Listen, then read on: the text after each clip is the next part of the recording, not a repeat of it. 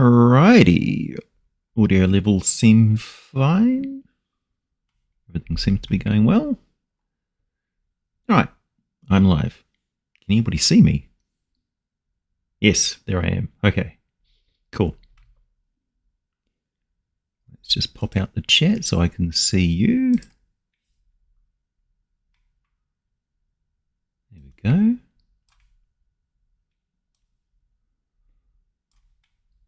Hey Kairos, I can always depend on you to pop in. You see me back, Cayman? Hey, nice to see you.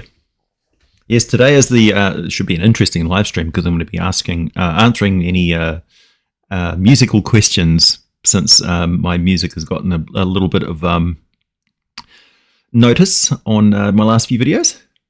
Hey, Donnie. Hey, Bubba. Howdy.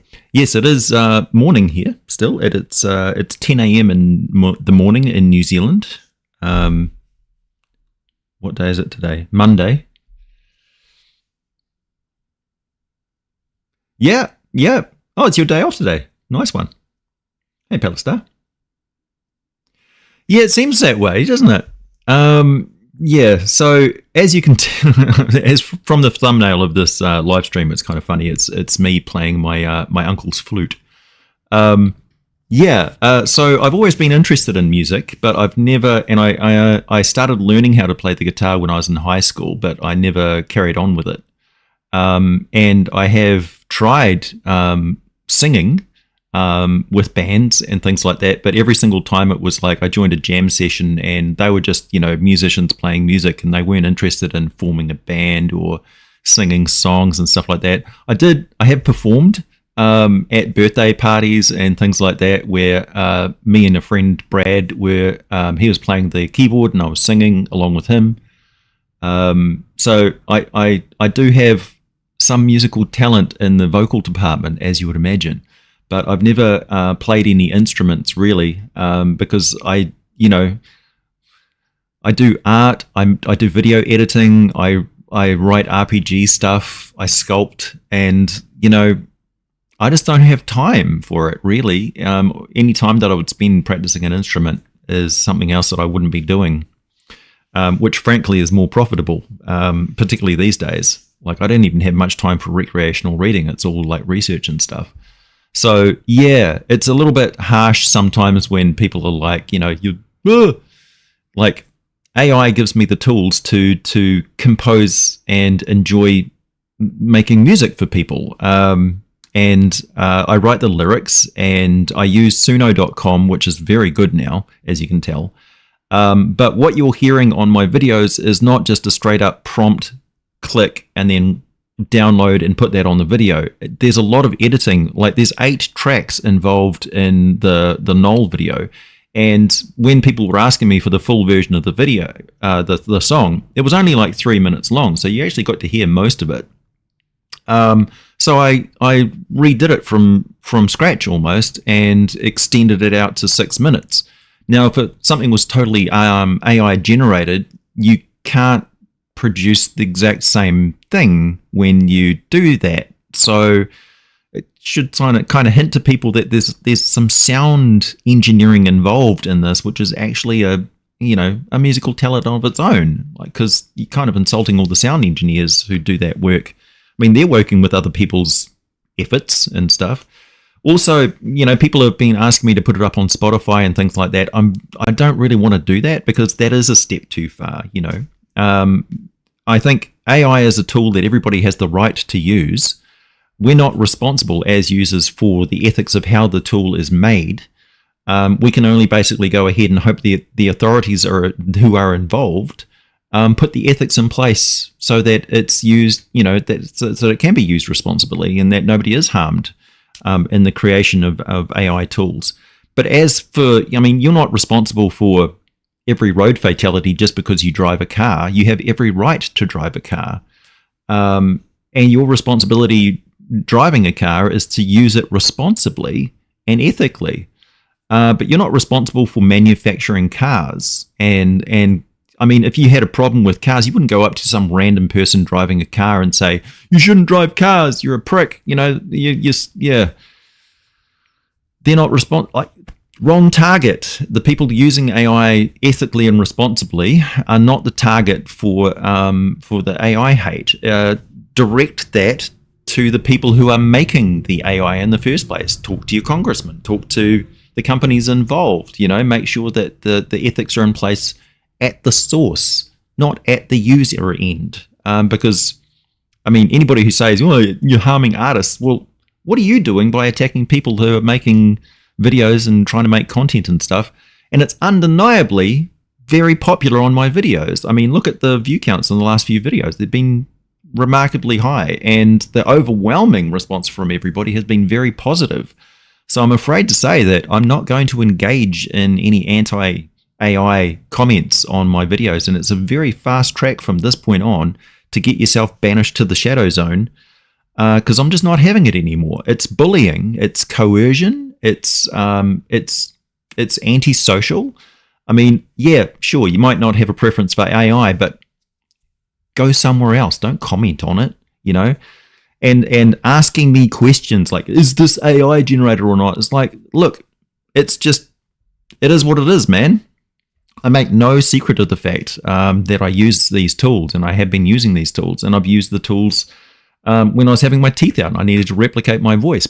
Am I still doing that? No, I am not. So, you know, I just try and do my part ethically and use it responsibly, and I hope that what I produce is enjoyable to people. You know, judge it on its merits and judge me on my actions, but don't harass me just because I'm using something that is a social credit, virtue signaling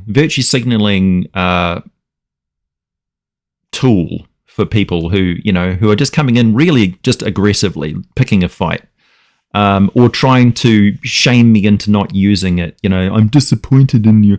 No, I thought you were innovative." It's not cool, man. So yeah, I use Suno. I write the lyrics myself, and I will continue to do so. The videos going forward, particularly the commissioned videos from Fourth Wall and stuff, I enjoy making that sort of content.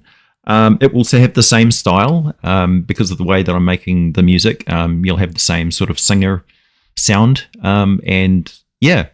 And the response from the last video that I put up, which was the song itself, was not particularly good. So though that content will be on my Fourth Wall site, so it'll be hosted on my YouTube channel as a hidden video, unlisted. And then it'll be a free access post on my Fourth Wall site, encouraging people to go over there who like the music and the videos to hear the full version at no charge. That's where you'll be able to see and listen to the full thing without any ads or anything like that from YouTube. Hopefully. I don't think they put ads on unlisted videos. So yeah, I took the opportunity to, when I uploaded the last video, to make it a donation platform for Habitat to Humanity, or Habitat for Humanity, and so far it's raised about, I think it's probably around $400 now. So that's really good. So even the haters coming in to comment on it are contributing a little bit to people doing some good. So turn a negative into a positive, you know. Yeah, that's the best I can do. But yeah, it's not good for my channel having like low, like having that really popular videos and then having one that's just not getting much of a response at all. And it was really just sort of service to people who are asking for the full song so they could play it at the gym and things like that. But I'm not going to put it on Spotify or other platforms. Spotify's got its own ethical problems, and it's also a place that legitimate music artists make money. And I don't want to step on their toes and go flooding Spotify with AI, no matter what the quality of it. Yeah, because that is stepping too far. You know, that's like driving your car and driving your bootleg, or taking your homemade 3D printed Warhammer miniatures to an official tournament. Not cool, even if you can do it. Yeah. So there you go. That's where I sit on the thing. I'll read the text now and everybody's comments. Sorry. No, it's payment processors moralizing the internet. Yeah. Also, all of these negative people are like, what have you done for me lately? Aside from coming in and adding to my Google ad revenue from your watch time and watching some ads, none of these people are members. None of these people are actual, supporters on Fourth Wall, contributing to my income really. So, yeah, quiet in the cheap seats is a legitimate response. You're watching it for free anyway. So, like, who am I harming exactly? And also, I've hired, go and ask Taran Pounds and Destructor Boy about me, hiring him and paying him to make some music for my channel. Have you done that lately, anti-AI person? Have you actually, contributed to a musical artist yourself, ever? Who's got the moral high ground, huh? Anyway, and the simple fact is I can't afford to do that. I don't make a lot of money. Love the music. It's controversial points. Antonio Vivaldi's opening of the Four Seasons is the best metal song ever. True. Good day. Hey, Telos. Hey, Sky. Hey, Redrick. Hey, Donnie. People don't see it as AI as a tool. They seem to think it's somehow cheating, I guess. Yeah, they call it a cheap replica or like a facsimile of music. Music is music, man. It's all, they all use the same musical notes. But the most innovative thing that's happened in music lately has been dubstep, using unconventional sounds. But they all use the same, pentatonic scale and stuff. And, yeah. I mean, recently they put all of the different musical combinations as I think there was some project to make it all public access so you couldn't copyright anything. Yeah. And artists are always coming after each other sometimes for, replicating songs where they had no intention of actually replicating a song. It's just that there's only so many musical notes on instruments. Who's the most musical bard in the Forgotten Realms? I don't know. Actually, I would say the inventor of the actual bardic school in the Forgotten Realms, which I made a whole video on, so that's a good source for that answer. Hey, Moondirt. Hey, Karganeth. I hope I'm not. I hope you're not running off again, Moondirt, and you get to see the whole live stream this time. Yeah, music is art, and the monetary value of art will always be subjective. Quite true. I think the conversation about responsible use of AI versus irresponsible, rather AI or no AI. Yeah, exactly. I think we need to shift to that because AI is definitely here to stay. Cheers. Hey, Sean. Oh, you're the one with all the blue comments. I see those. Yeah, it is bullying behavior. It's coercive behavior, like forcing somebody to answer questions. It's like I'm under no obligation to go over. Like nobody asked me about where I get my research notes and stuff from, but everybody's very curious about whether it's AI music or not. If you can't tell from listening to it, then come on, let it stand on its own merit. With YouTube Pay, I have no problem with creators who can use it well. The cost for an illustrator, video, sound editor, and your own time researching and recording it's a fool's game not to use tools. Exactly. It's just a force magnifier, right? So it allows me to do a lot more with my creativity than I formerly could do. And the quality of my videos and the video editing is all improved because of it. I mean, if you're an artist and you draw with a tablet, you're not paying for paper and pencils and things like that, so somebody's out of work there. If you're using Photoshop, you're using AI tools in Photoshop anyway. They've been within Photoshop for years now, long before the big controversy, because it's only when AI got really, really good that people started really getting up in arms about it. And for the most part, it's been pretty mediocre artists who have been bitching and moaning about this stuff in the first place because they were struggling already. And what they were doing was there's 1,000,001 people doing character illustrations for commissioned character illustrations and things like that. It's like, well, that was a pretty tenuous industry in the first place. And now people can make their own character illustrations. really you're better off turning your talents towards uptaking the new tools and making tutorials on how to use AI properly and making money that way, instructing people on how to use these tools correctly. That's the best avenue forward I could see. But yeah, fighting the rising tide is kind of pointless. It's just ridiculous. So either stand in the way of it and get slammed with the tidal wave of AI coming at us, or start to swim and surf that wave, man. The choice is yours. But yeah, raving at people is not going to do anything, really. It's just going to it's just going to waste time that you could be upskilling and getting ahead of it and earning an income using these tools.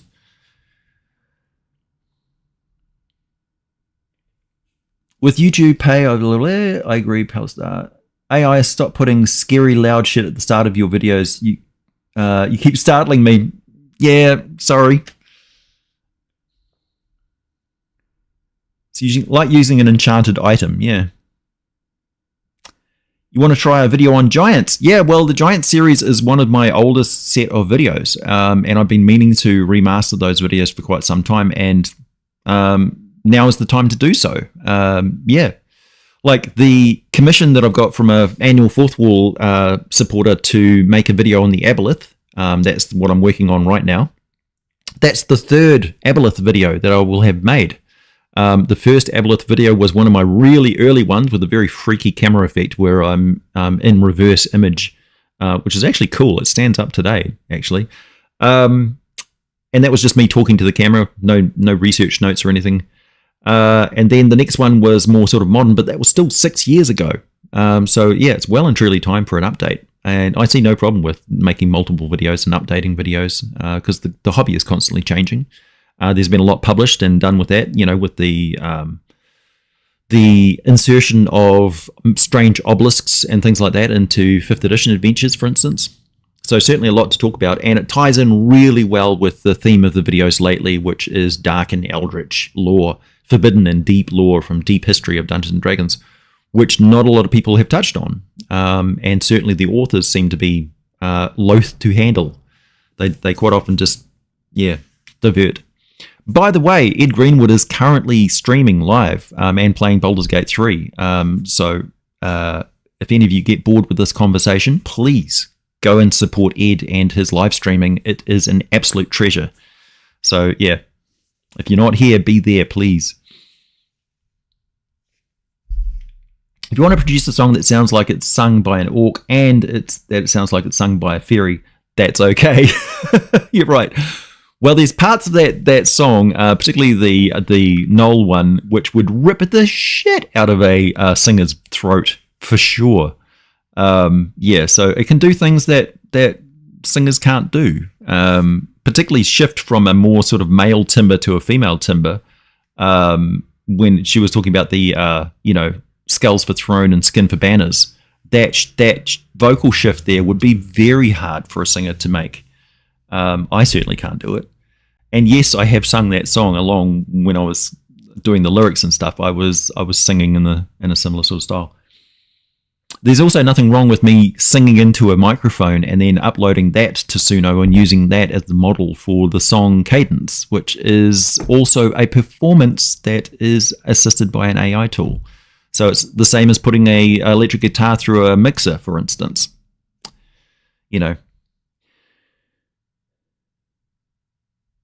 Raining again. Yeah.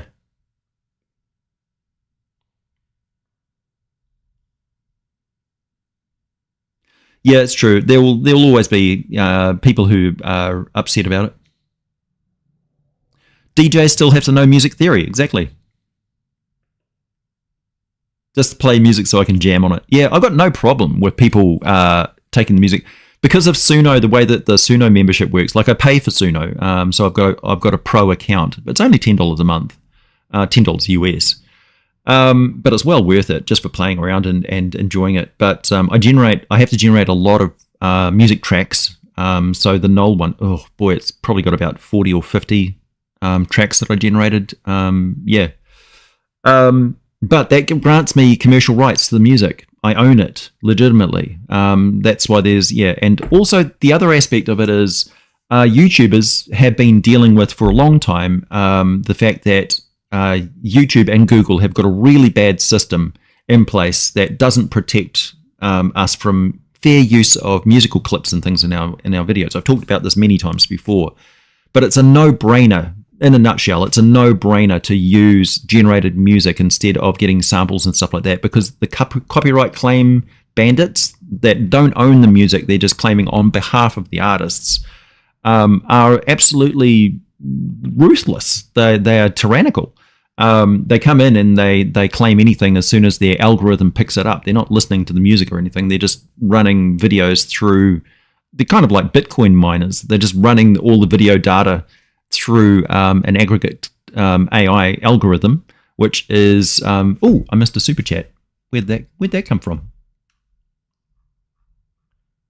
Oh, it just popped up. Yeah, so those guys make it almost impossible because they claim the video as soon as it's uploaded, which is when you're getting the most revenue from the video, and that is locked up and contested, and you have to go through the whole process of either getting rid of that bit of music from the video or whatever. But it can be a real problem. It's just an extra layer of hassle. Even when I paid a site that was and I was using bits of music from artists who contributed those bits of music to the site so that you had license to use them, as soon as my channel got hacked and the videos got sort of restored, bam, bam, bam, bam, all of that got claimed again. And I had to go through the whole process of, yes, I have the commercial rights to use that music, because it just wasn't assumed that it is. So it's a no-brainer that YouTubers will turn to AI technology tools, because we have to, in order to protect our income from thieves, essentially, thieving pricks. Hey, Donnie, thank you for the donation and the mic drop. I like it.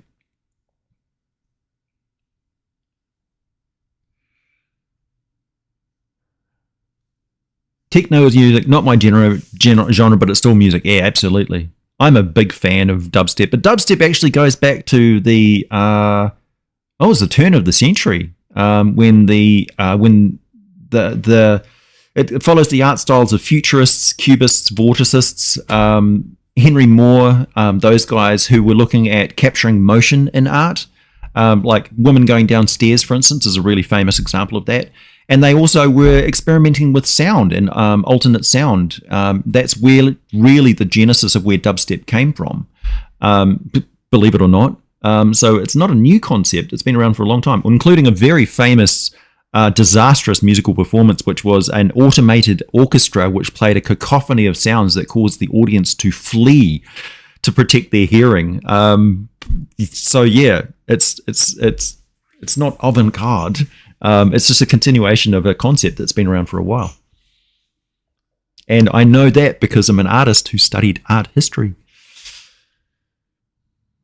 AI as the new calculator. Yeah, exactly. My daughter came to me years ago and asked if she should AI for school. It's a moral question, but the short answer is yes, because if she doesn't, most others will, and she'll be left behind. Yeah, exactly. And that's a choice you're making. That's a very interesting display of morals and ethics, particularly how you raise your children really says everything about you, and what you stand for. Your music being made with AI doesn't bother me because you're honest about your use of it. Megacorp's doing it to phase out artists is a whole other thing. Yeah. I'm just one guy, trying to get into publishing and stuff and doing my thing. Yeah, Dragons and Giants are about to come to front again. Yep, it's true. Also, Wizard of the Coast is gearing up for another season of Stranger Things, so they know exactly what's going on with the popularity of D&D. As soon as Stranger Things pops up another season, unless it's radically bad, which it could be, it'll see another surge for the entire hobby. So they're leaning into that with that box set. Also, I'm very glad to see that they are actually releasing the Forgotten Realms books, which have been in the works for a while. I know this because I heard through the grapevine that they were working on a lot of the writers and stuff were working on the Moonshae Isles and things like that. And I'm like, okay, something's going on. So yeah, I think there may be a Moonshay Isles adventure or something like that going on there. Did I recover from the Knoll download? Yeah, I did. It took me 20 hours to edit that video. How did you make your mic sound so good? Which one? This one? I don't know. Oh, you mean in the latest Knoll video? Basically, I just listened to the feedback from everybody, and the Mindflayer video had too much S's and glottal stops and stuff, and clicks, mouth clicks. And so in the next video, I edited a bit too hard on those, so it sounded more muted. And so basically, I just dialed it back and got a nice compromise on the Knoll video. So thanks to everybody's feedback, I actually do listen to that and pay very close attention to it. Yeah. Do I listen to Ginger? Nope, have no idea who that is. Sorry, Northern. Request Eldritch Dragon. Well, shit. Can't argue with money. Thank you. Thank you very much.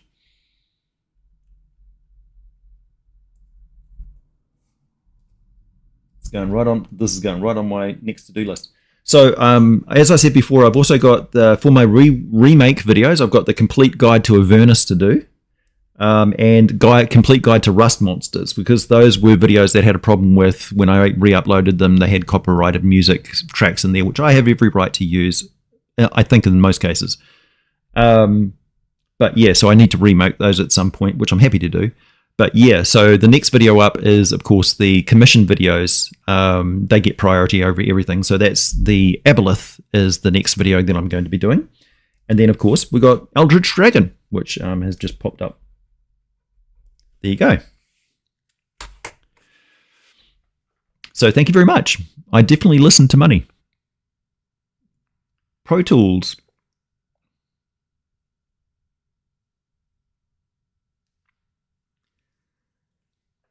Play an instrument with me. Hey, thanks, Moonthirst. Although I don't play D&D anymore, I do recognize the work that you put into these videos that are very funny to watch and listen to. Thank you. Oh, thanks. Thanks. You're quite welcome to come onto the Discord server and play a game with me sometime. The Teskey brothers. Nope, no idea. Blade Runner is definitely a dubstep area. Yeah. YouTubers will benefit from AI-generated images, video, and music. Then eventually it will kill creators when YouTube makes it all themselves, lol. Yeah, well, you're definitely the pessimistic take on things, Fred, which I appreciate, but I don't think so. It's just a matter of, like, YouTube is an ever-changing landscape, and as a content creator, you don't last long unless you're ready to pivot and change, sometimes dramatically. So yeah, I'm just pivoting and changing. It was a good opportunity after the hack to reassess everything and sort of throw off the shackles and say, look, I'm just going to use these tools to my best of my ability. It's just another thing to master. Sculpting, artwork, digital art. I don't really do a lot of digital art, but I try. For instance, what am I doing right now? So here's me drawing one of the superheroes for Super Atomic. So don't come at me saying that I'm not an artist. God damn it! I've just illustrated an entire RPG, so you'll soon see. So yeah, what else have we got? There's another couple I think I've got in here. Oh no, that's my other folder of fantasy artwork. And yes, I just draw on printer paper because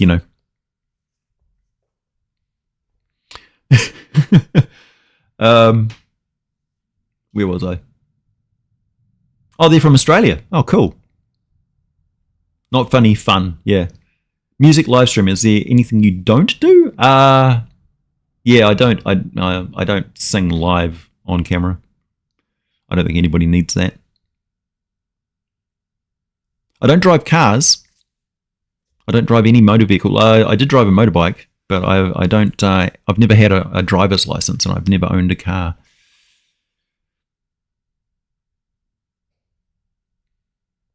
I think Warren Dot or something like that did, but I'd say they're on par with Otis Redding. Oh, okay. I like Otis Redding. Sup time. See you, Moonthirst. Oh yeah, I know that. I know that, Fred. I'm just talking about you're saying that YouTube's going to take over video generation. I thought that was funny. It's like put us all out of a job.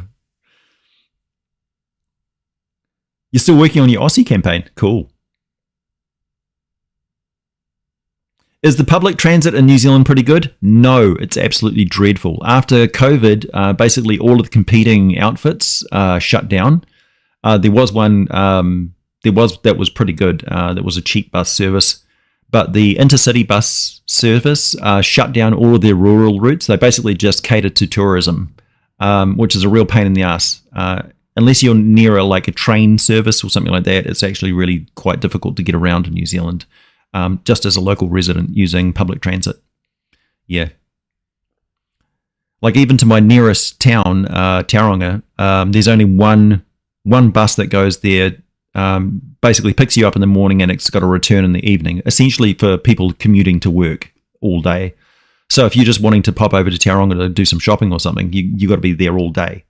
And you got to get up early in the morning, get the bus, and then be ready to go in the afternoon with all your shopping and everything. So it's a pain.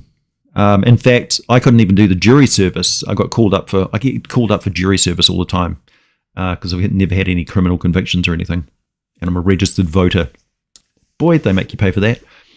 And I couldn't go because they didn't have accommodation stuff, and I had no idea how long the trial was going to be for, and it's just impossible to get to Tauranga because of the traffic and congestion, and the public transit is too late for the morning jury service anyway. So they said they would defer it until next year. I was like, well, unless the situation changes, the answer is going to be exactly the same. I'm not paying for a taxi to go all the way to Tauranga to go and do jury service. Thank you very much.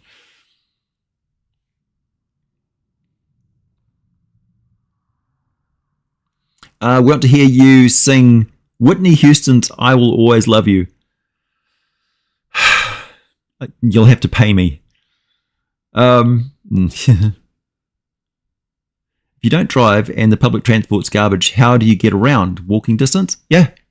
Yeah, support local business. I walk around. I walk to get my groceries. I march back with my groceries.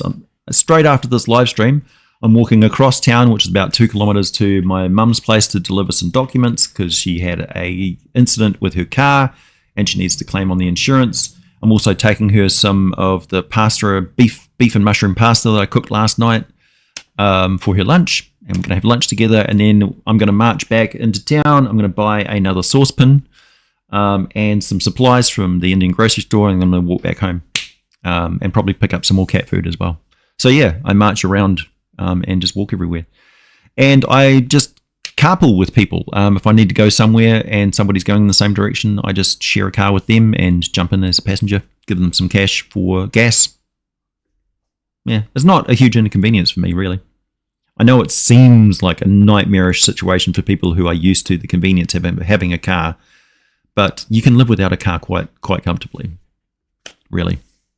The only thing that is a problem is if I want to go and watch a movie that nobody else wants to go and see. If I want to go and see it at the cinema. Yeah.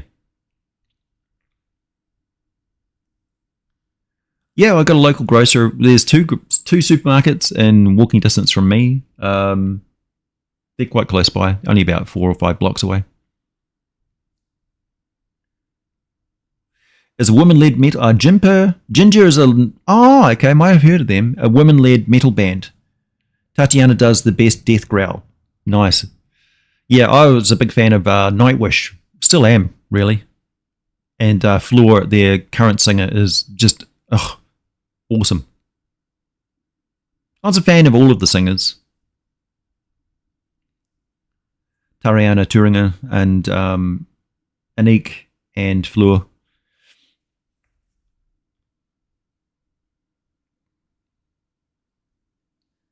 What's it going to be, AJ? Taxi or jail? Haha, JK. Hopefully New Zealand's a bit more rationally understanding. What? If the government wants you to be on jury duty, I think it seems fair that they pay for your transportation, whether that's fuel money or taxi fare. Yeah, but that's picked up by the taxpayer. So I don't want other people paying for me to go to jury duty. They can pick up... There's plenty of people in Tauranga that they can get on jury duty and stuff. It's kind of ridiculous. That's the closest like courthouse, you know. And I've done jury duty before, you know, and it was ridiculous. It was a throwout case. Kangaroo folk are called Rukin. Yeah. You play trumpet, flugelhorn, French horn. Oh, I love the French horn. That's my favorite instrument by far. Siegfried's Call. Beautiful. Percussion.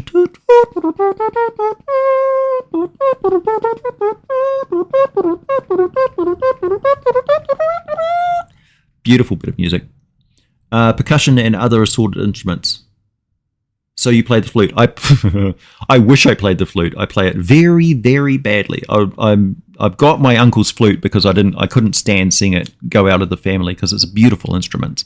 And that one's about, I don't know how old it is actually. It's quite old. So yeah, I just like keeping hold of it. Maybe I'll meet somebody who's a flute player in the future that I can give them a nice flute to.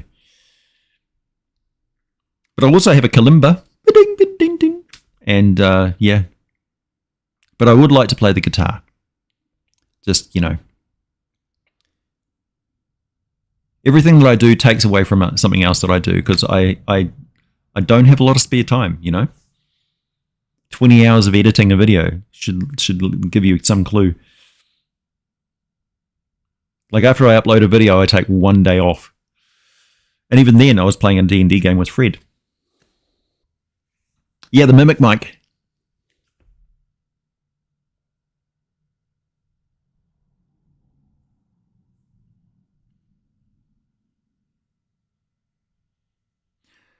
Altohorn or mellophone.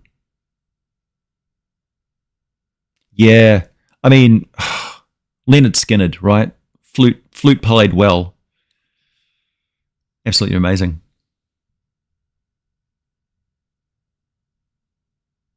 Jazz flute.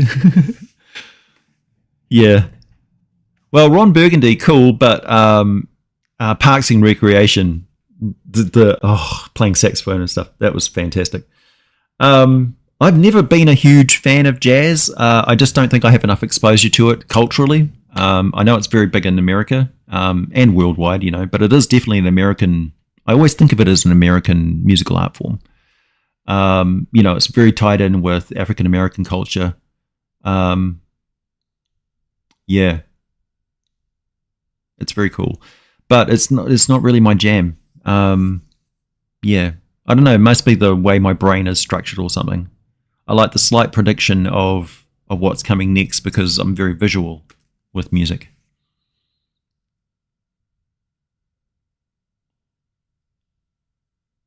No, this is just the last little bits for because when you're doing all the layout and stuff like that, things shift around, and we did a video conference, me and Dave, and just went page by page through everything and had a critical look at everything that was all on the pages.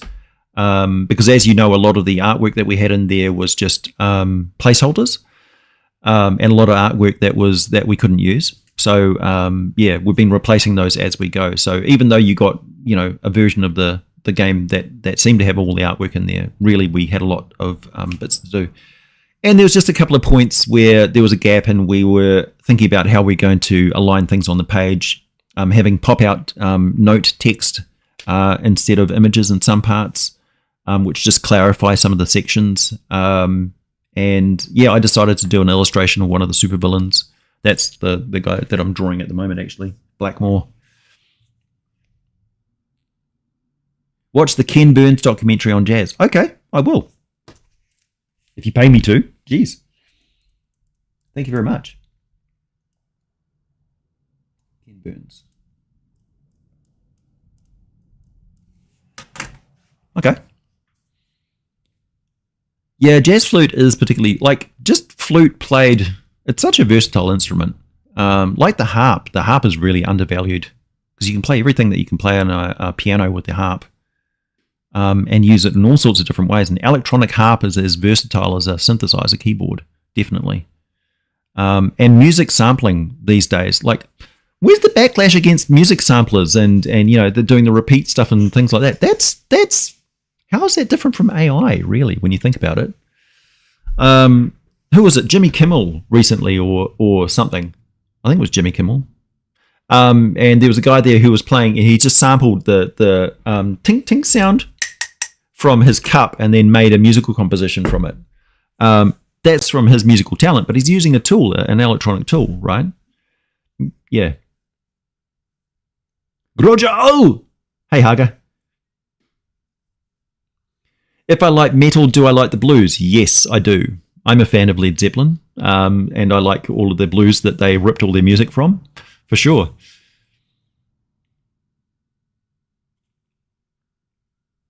BB King. Nobody loves me but my mother, and she could be jiving too. That's why I act so funny, baby, when you do the things you do. I love that. There you go, I am singing. Jeez. Badly. Oh, it's Jethro Tull, not Leonard Skinner. I'm sorry. Yeah, Jethro Tull, Aqualung, and Broadsword. Oh, I love that song. Like, Broadsword is my getting ready to work out song. Bring me my broadsword, my cross of gold. Yeah. I see a black sail on the horizon. Beautiful. Oh, I could talk about music all day. But it's almost time for me to go. I know. So yeah, I just wanted to let everybody know that I have no intention of stopping what I'm doing. I love the new format. I love the new deep lore stuff. I'm feeling very productive, very motivated. I think that the shift towards having extended content rather than purely exclusive content on the fourth wall for members there is a really good move. I really enjoy making commission videos for people. It challenges me because I don't really have much of a choice in what they ask me to do. I do, of course, have the final say, and will give suggestions and things. But so far, the suggestions have been bang on. They've been very popular with everybody. So yeah, thanks to all of the supporters there, and just for supporting me after the hack and everything. It really saved my bacon.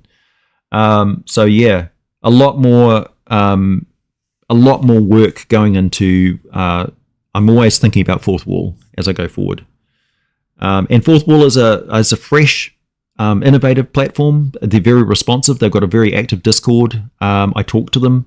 I give them suggestions and things. Hey, Agile Monk, thank you. Welcome to Bronze Dragon. Talking of support.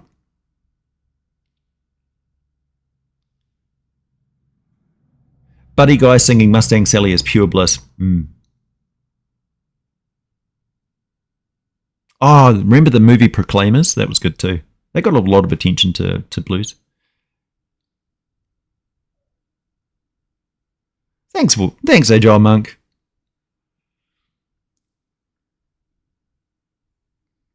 Yeah, so those of you who are members on Fourth Wall, even if you're not like an annual supporter, monthly supporters, you are absolutely valued. And when I send a message to you, when you join up and stuff, that is your line of communication with me. So you can message me anytime, day and night, and I will talk to you. So if you've got any questions about campaign planning or where to find a particular resource or my ideas on some, monster concept or thing, anything that's in my area of expertise, I'm absolutely happy to chat with anybody who's a member on Fourth Wall. That's what it's for, so make use of me, please. I enjoy it.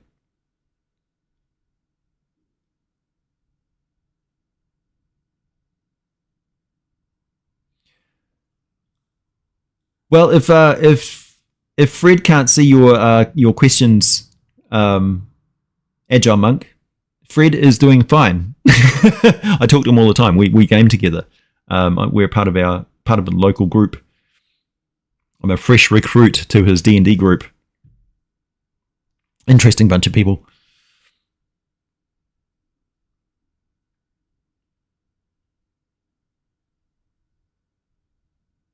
Yeah, Crossroads and Steve Vai, the guitar battle. That was one of the all-time greatest. Kind of like There's like sports formula movies and there's musical formula movies. That was like a musical formula movies. And Selling Your Soul at the Crossroads is definitely a really good trope, you know. Johnny went down to Nashville. Ding, ding, ding, ding, ding, ding, ding, ding, ding.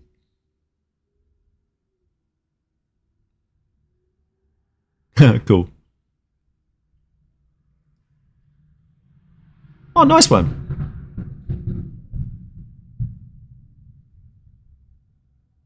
Since before the name change, yeah.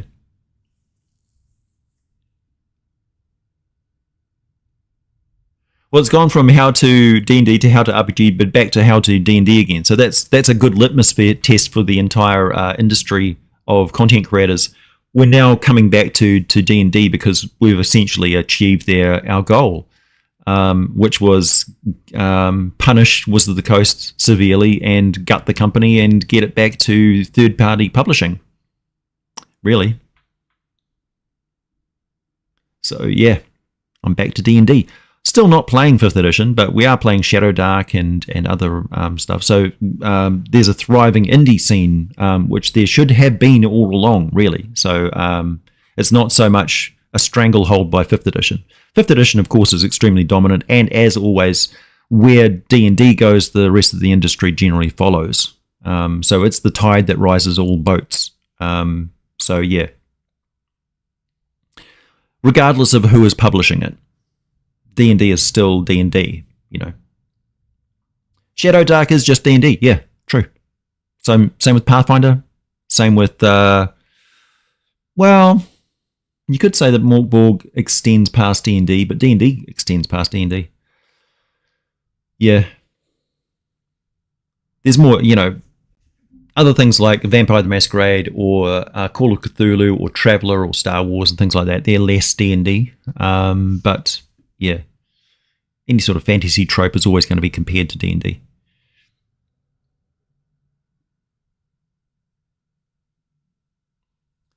What do I do for a regular job? This is my regular job. This is all I do.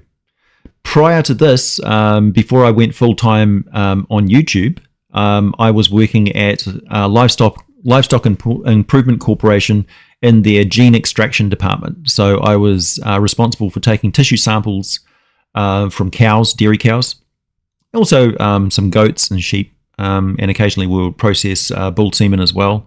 And my job was to essentially strip out all of the non-DNA material and use enzymes and things and special magnetic formulas to latch on to specific marker strands of DNA.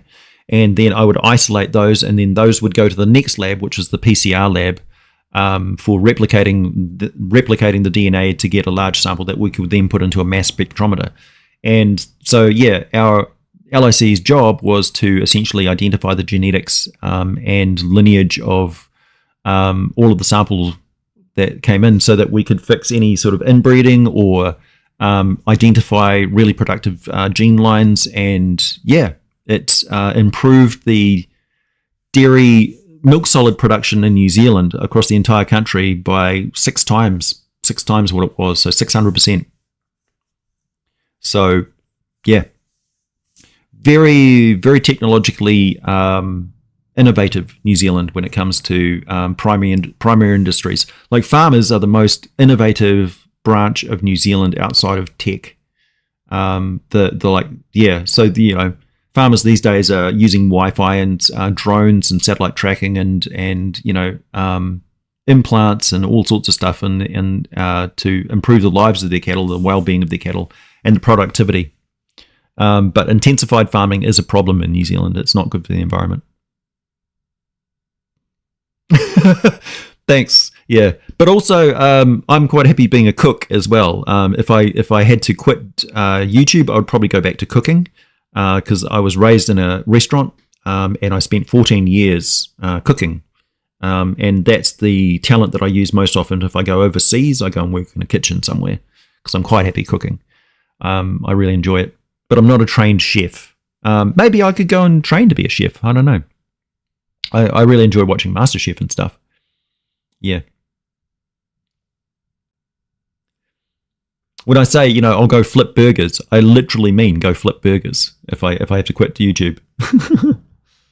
Yeah, who doesn't love cook? I worry about people who don't love cooking. I am very tempted to do a monster cookbook. It's true, and do monster cooking videos, like sculpt an actual mind flayer and have it on camera, and then chop the tentacles off and fry them and eat them with no cuts. I could do that using the combination of artistic skill, sculpting, and cooking skills.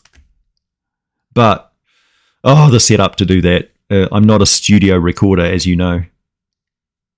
Live stream burger flipping, yeah, maybe. I don't know if people would really, yeah, that would be quite a split from my usual content. You can definitely request anything, any sort of content you want on Fourth Wall. But I've got to be, the reason why is because you've got to be careful about the algorithm on YouTube. So it wants you to keep producing popular videos, right? So if you have anything that is that really doesn't gel with the audience, you get punished quite severely for a long time on YouTube. So you really want to lock into something which is good and then keep producing that content that keeps drawing in people. The thing that's really pleased me the most with the latest videos that I put out is it's not drawing in a huge amount of new viewers, it's really engaging existing subscribers. So a lot of people who have been subscribed to me for years who haven't been watching my content have been paying attention suddenly. I can see it very clearly in the metrics, all the graphs and stuff. And that's really, really encouraging because that's the people that I want to please the most, people who have been with me for a while. I don't necessarily want to draw in an audience because of AI drama or anything like that. I'm really making these videos for people who like my content and what I do. Rather than changing to get new people, I'm changing up my formula to please the old people. No, first time here. Hey, no limelight. Nice to see you. Second persona, yeah. Again, just don't have enough time. Like literally it takes me, I'll get up from editing and stuff and I'll go out and I'll whip up a curry in 30 minutes. Bam. I'm a cook, not a chef. So my job is to get any available ingredients and bang up a meal that feeds people as quickly as possible. So taste over presentation, nourishment over style,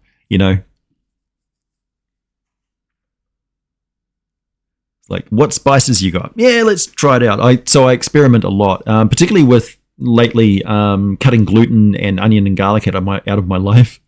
But I'm still cooking like gluten-free pasta and stuff. And I tried out last night because I had one element that I didn't have an element to put a pasta pot on. It was the first time I ever tried using a microwave and cooking pasta that way. Sacrilege, I know, but it worked. It was mostly just sort of heat absorption method because I didn't want to have it boil over in the microwave. And my microwave is an absolute piece of shit, but it's such a trooper, I can't get rid of it. I got it for less than $100 10 years ago, and the thing is just still going strong. It's unbelievable. I got it from like a cut price warehouse place, and it just won't die. It's amazing.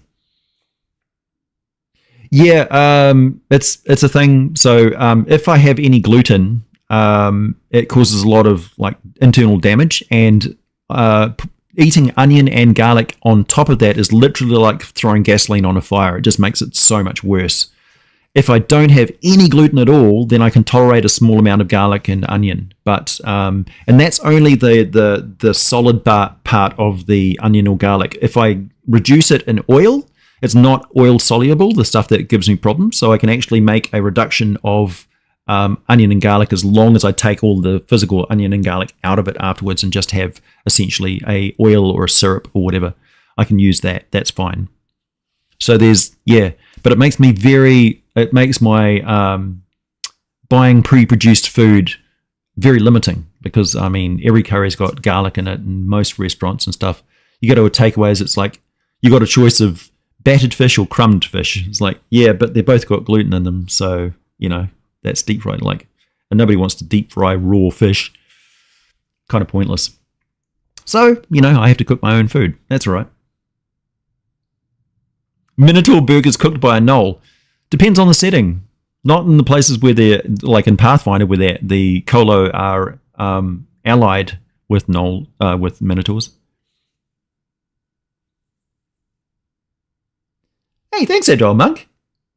That's very generous.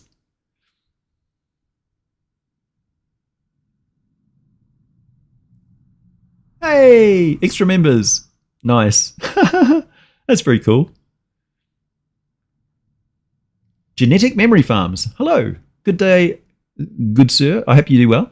How do you like using Fourth Wall? And I would like to teach forbidden gardening to patients, and I thought about that as a platform. Fourth Wall is just better. It's just better than Patreon. Patreon's been really lackluster for a long time. They're starting to improve a bit, but they're really only the biggest platform or most widely known because they were the first one around, kind of thing. They're the most recognized, but their actual services and things have never been that good. Like, it's never been as integrated with Fourth Wall. Fourth Wall makes memberships and producing products and selling stuff, selling merch, very streamlined. They've got very generous allowances for putting files on there. So I can upload a video file of up to 1 gigabyte per upload with no problems.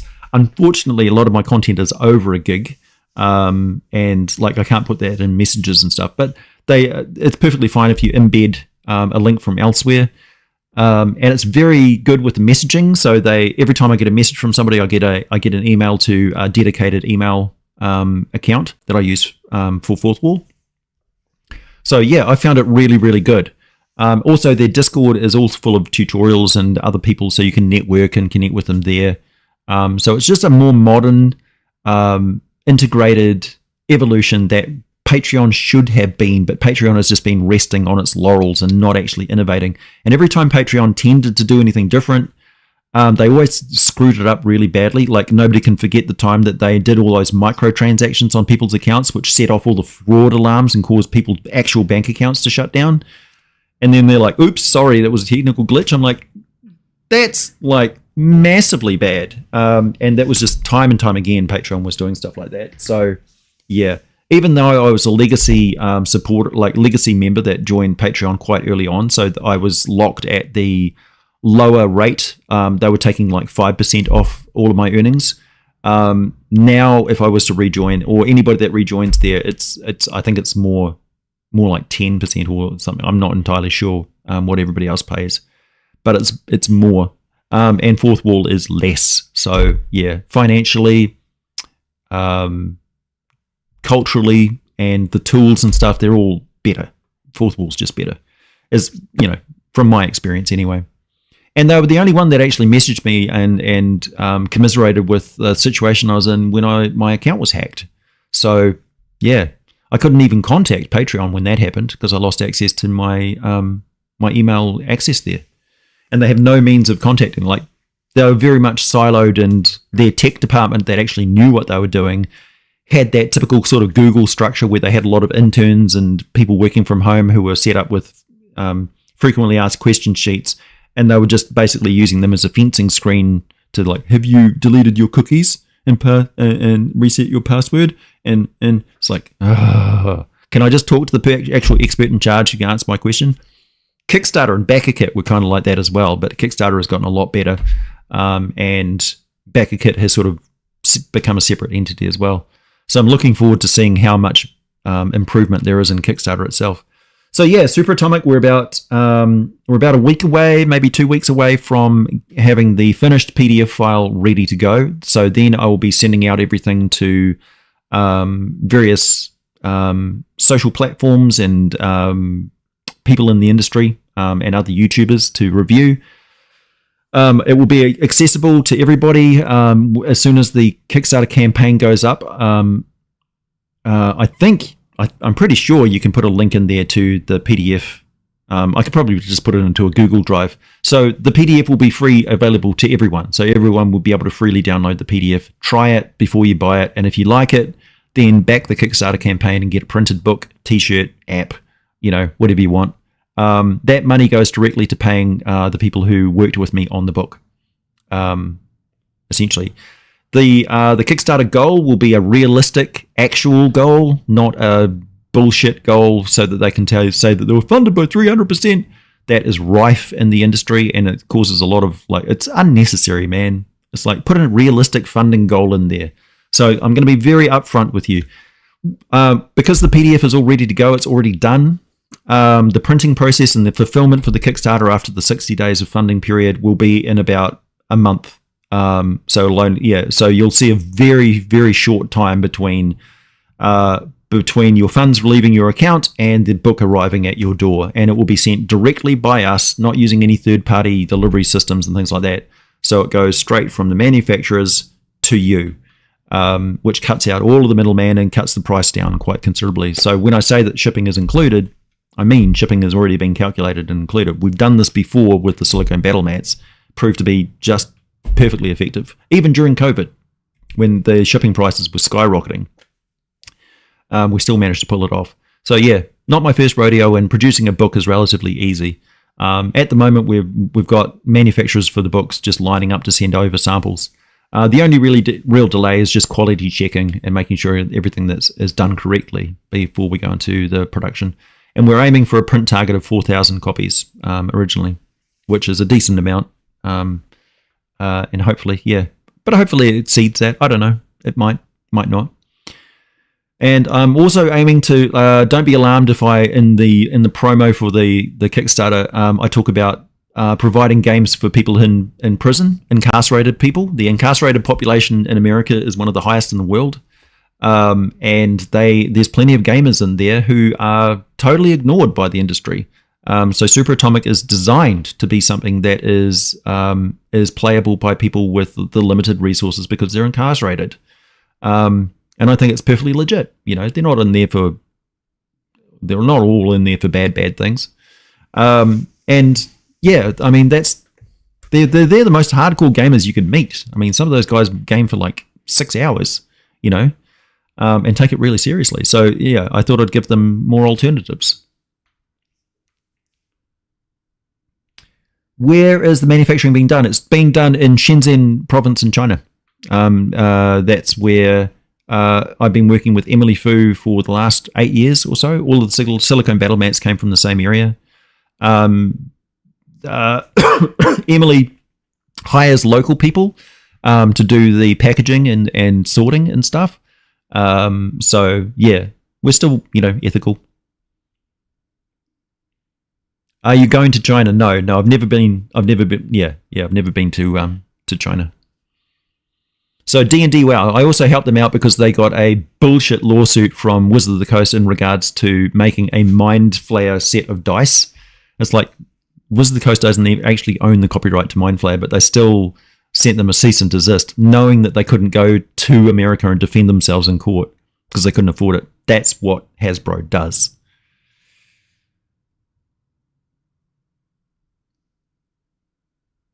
Yeah, exactly, Donnie.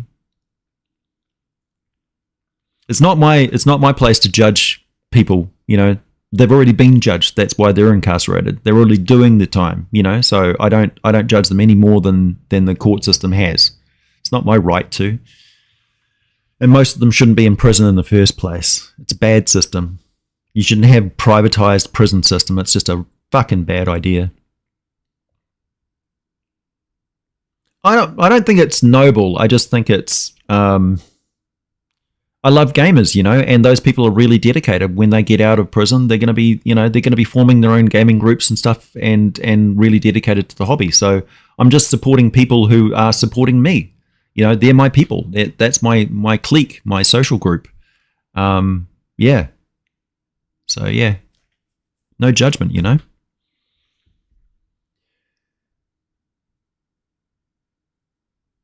Emily Fu, she's got D&D WoW, so they've got dice, they've been manufacturing dice for a while, and basically I expanded their line to the silicone products as well. And for the most part, I was helping them with their packaging, English on their packaging and stuff like that, and just contributing dice designs and things like that. Yeah, and just helping out. So it's a very collaborative friendship between me and Emily. She's my friend. She sends me boxes of snacks from China. Yeah, it's a big issue, but it's too big for my platform. Who am I to say anything about it? I don't even live in America. I'm not an American citizen. It's none of my business, but it is bad stuff. Yeah, and I have an uncle who works in Canada in the in what do they call it, incarceration department, corrections. That's right, they call it corrections.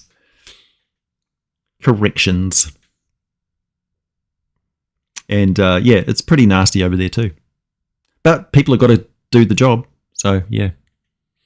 All right, time for me to go, everybody. I'm a little bit over time here.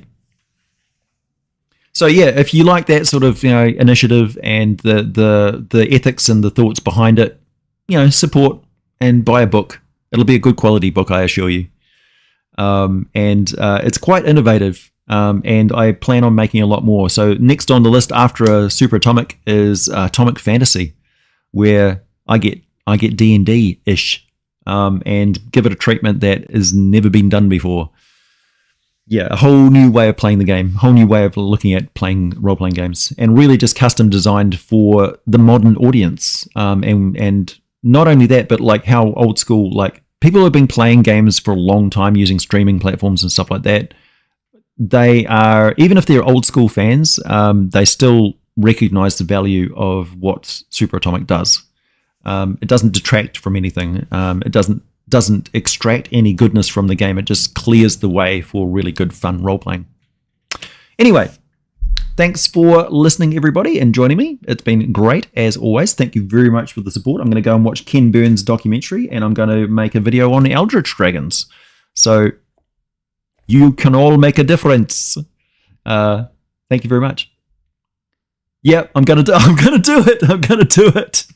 Donnie, I'm sure. Yeah. Okay. Catch you later, everyone.